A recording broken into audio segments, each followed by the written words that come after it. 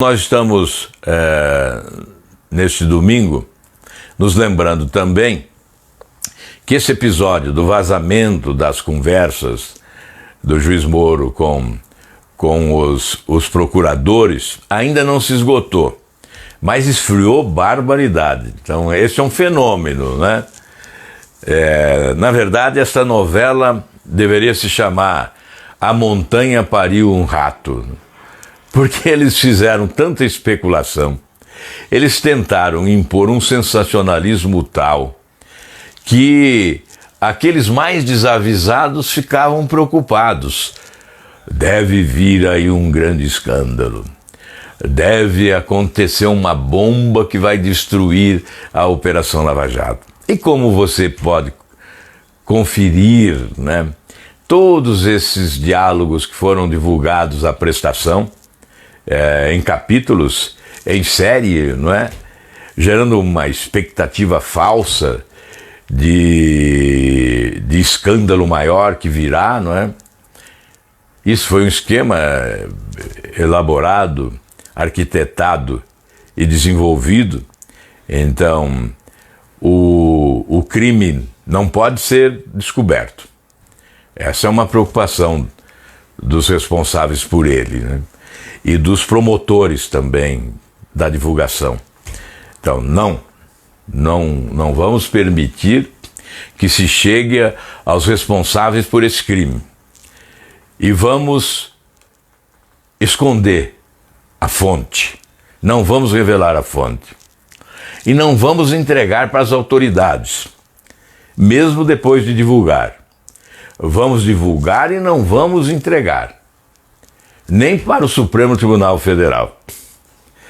E aí, a cada passo, aí envolve Revista Veja, envolve Folha de São Paulo, grandes veículos que passam a divulgar as conversas, né, que é produto de um crime. O crime qual é? É bisbilhotar a privacidade alheia. É invadir o Telegram para roubar de lá o teor das conversas de profissionais da atividade pública que estavam cumprindo o seu dever. E você pode discutir legalmente, né, se era uma operação correta ou incorreta. O que você não pode discutir é que descobriram ali uma imoralidade, um escândalo de corrupção, uma propina que foi recebida, um crime. Não.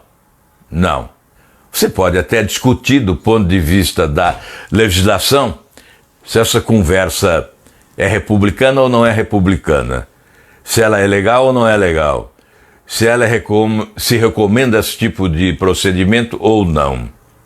Eu entendo modestamente aí, não sou dono da verdade, não sou jurista também, mas eu sei ler.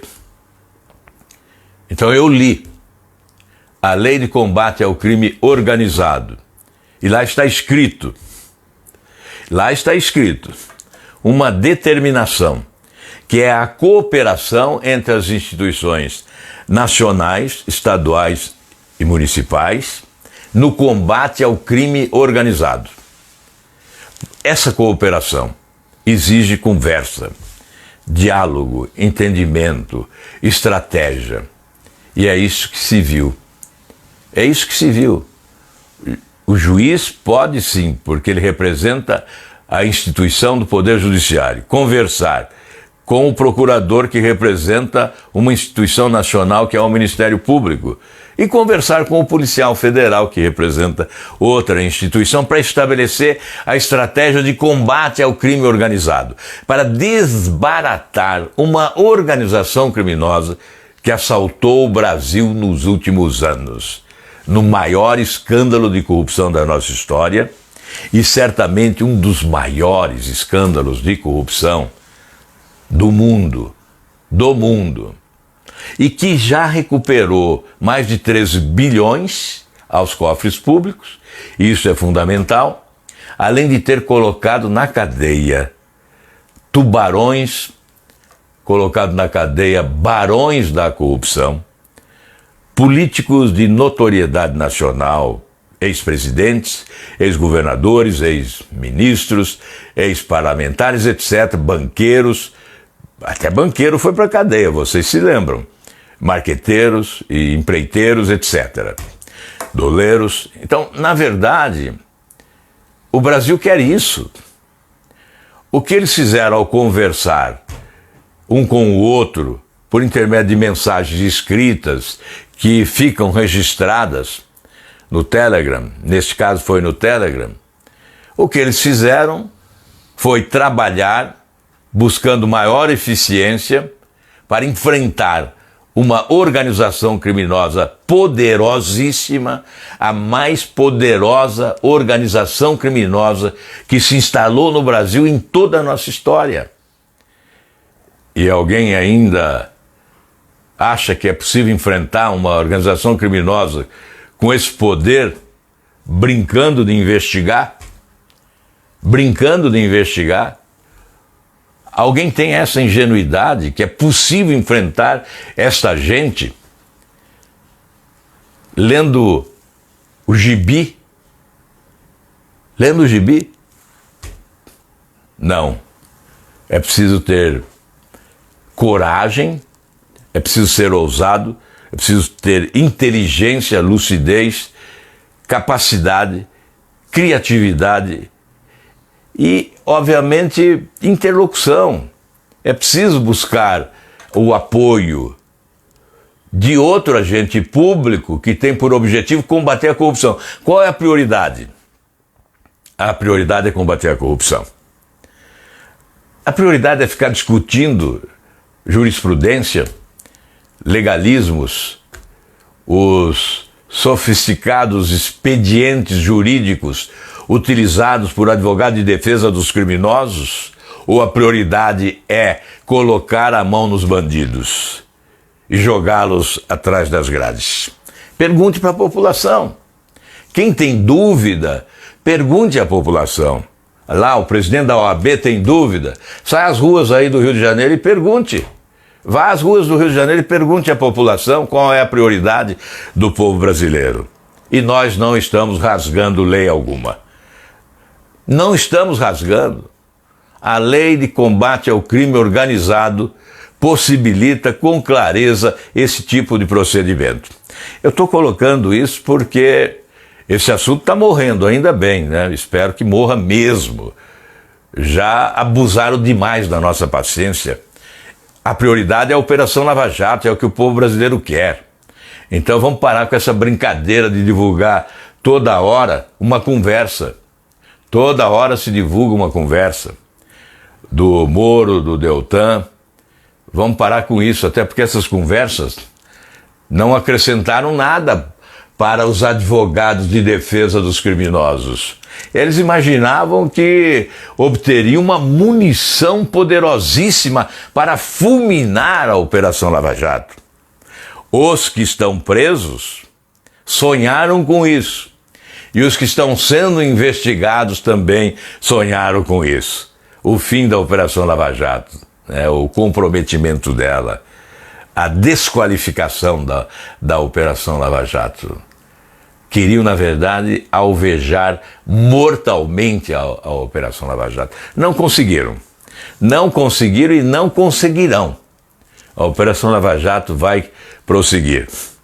E certamente terá um apoio fundamental agora em agosto. Eu acredito, porque, afinal, isso foi prometido, foi divulgado. O presidente da Câmara, Rodrigo Maia, assumiu o compromisso, não só conosco pessoalmente, e com o presidente do Senado, mas com a opinião pública, porque concedeu entrevista na Globo News, por exemplo, e outros veículos de comunicação também divulgaram, dizendo que colocará em votação, sim, o fim do foro privilegiado.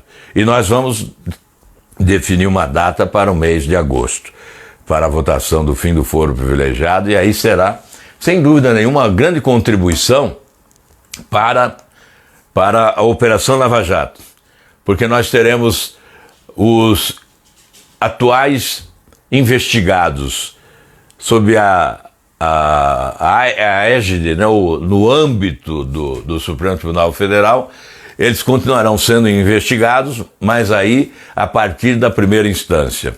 E, obviamente, com muito mais gente envolvida, o Supremo tem só 11 ministros, né?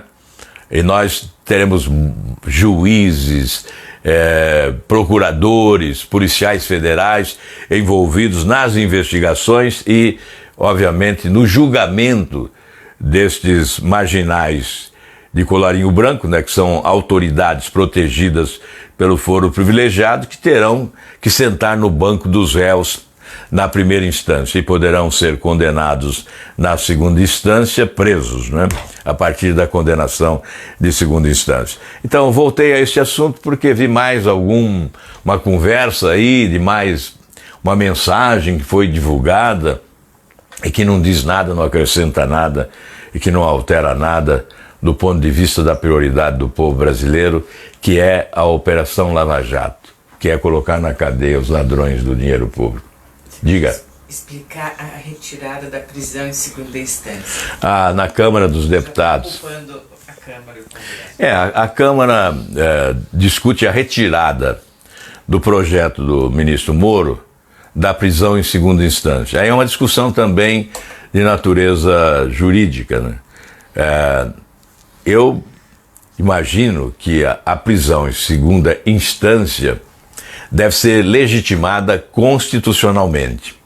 Então, cabe uma emenda à Constituição. Por isso eu apresentei há 2 anos no Senado, quando nós aprovamos o fim do foro privilegiado no Senado, o meu projeto incluía também a legitimação constitucional da prisão em segunda instância. Então estava lá no meu projeto. Os senadores entenderam que não era matéria para o projeto do foro e fizeram uma emenda supressiva e retiraram a prisão em segunda instância do meu projeto que acaba com o foro privilegiado. Aceitei, porque havia uma prioridade: acabar com o foro privilegiado.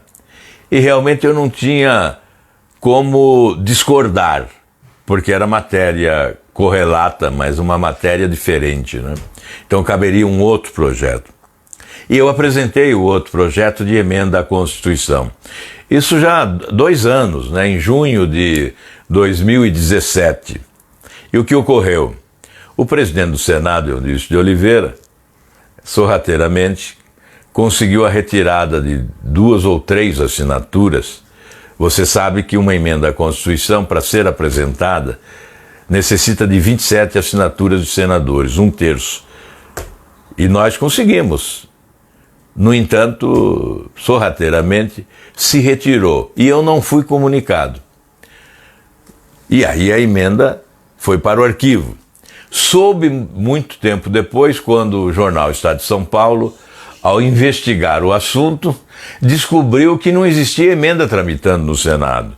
E eu dizia toda hora que tinha uma emenda de minha autoria tramitando no Senado.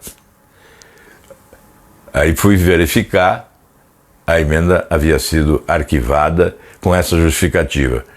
Mas eu não fui comunicado. Eu poderia repor as assinaturas.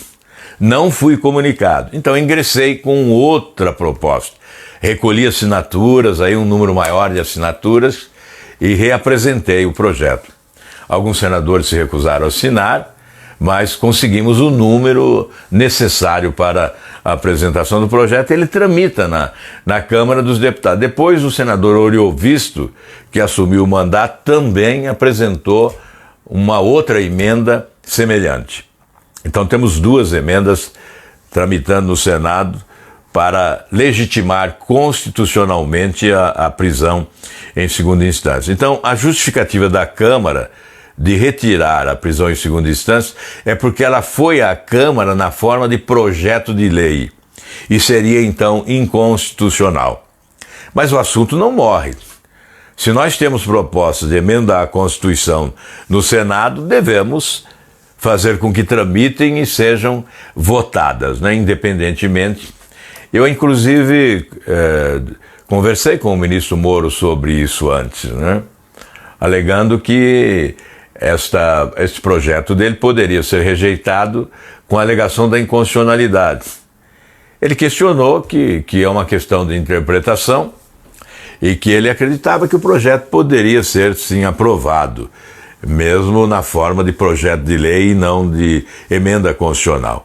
Enfim, nesse caso, não posso também achincalhar a Câmara dos Deputados, porque há essa questão da constitucionalidade e nós podemos aprovar o projeto na forma de emenda constitucional. Não importa que não seja o Executivo autor do projeto. Afinal, o Legislativo existe para legislar, não é? Então, cabe a nós do Legislativo, sim, propor matérias desta natureza.